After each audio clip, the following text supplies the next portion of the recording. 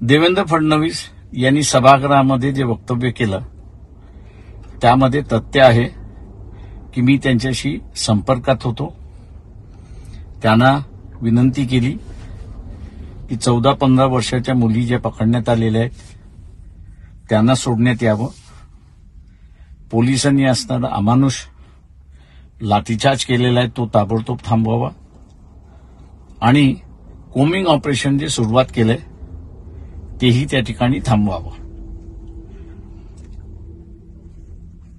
देवेंद्र फडणवीस माजी आणि आयजी यांचा कॉल झाला हेही बरोबर आहे। आयजीने मी लक्ष घालतो असं त्या ठिकाणी म्हटलं। आज जे देवेंद्र फडणवीस यांनी वक्तव्य केलं की आयजी आणि एसपीने सांगितलं की कोमिंग ऑपरेशन झालेलं नाही। माझं देवेंद्र फडणवीस यांना विनंती आहे की त्यांनी महिला आयोग, त्याच्याचबरोबर SC/ST आयोग आणि ह्युमन राईट कमिशन यांचा जो आयोगाचा रिपोर्ट आहे आणि येईल त्याच्याकडे त्यांनी लक्ष घालावं आणि त्यानंतर आयजी आणि एसपी यांनी त्यांना खरी माहिती दिली का याचा त्यांनी तपास त्या ठिकाणी करावा आणि योग्य कारवाई करावी।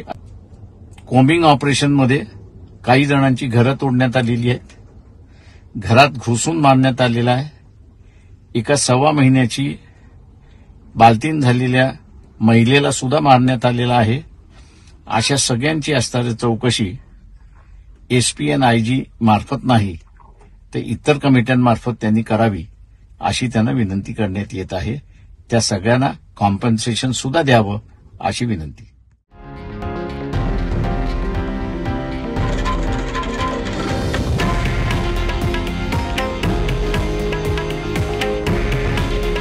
हे आहे देशातील नंबर 1 न्यूज नेटवर्क आणि आपण पाहत आहात TV9 मराठी।